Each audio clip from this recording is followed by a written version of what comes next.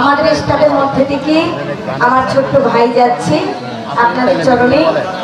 আপনারা প্রত্যেকেই আমাদের রাধা গোবিন্দ সেবার জন্য প্রত্যেকেই প্রণামী দেবেন। কেমন? এই অর্থ আমার বিফলে যাবে না, এই অর্থ যুগ যুগ ধরে তোলা থাকবে। আর এই ভব সংসার ছেড়ে যেদিন আমরা বিদায় নিয়ে চলে যাব, এই করি আমাদের পথের সম্বল হয়ে আমাদের সঙ্গে চলে যাবে।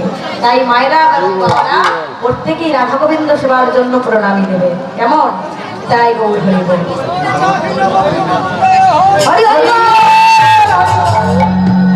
আমি যে লীলাট পরিবেশন করছি সেই বিষয়বস্তুর নাম হলো ভগবান শ্রীকৃষ্ণের নৌকা বিলাস। দয়াল মধুর বৃন্দাবনে ভগবান কৃষ্ণ কি বললেন?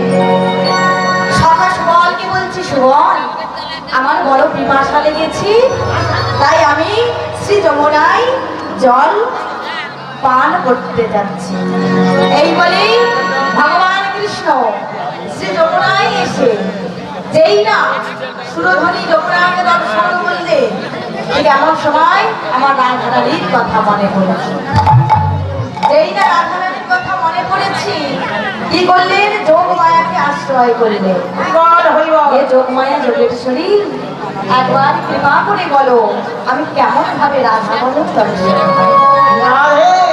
যখনই যোগমায়া উপস্থিত হলেন, যোগমায়া বলছে বলো আমি তোমাকে কেমন ভাবে সাহায্য করব। ভগবান কৃষ্ণ বললেন তুমি আমাকে সুন্দর একটি তরি দাও, এ তরি করে গিয়ে ব্রজগোপীদের বার করব এবং আমি রাধা বাবুর দর্শন করব।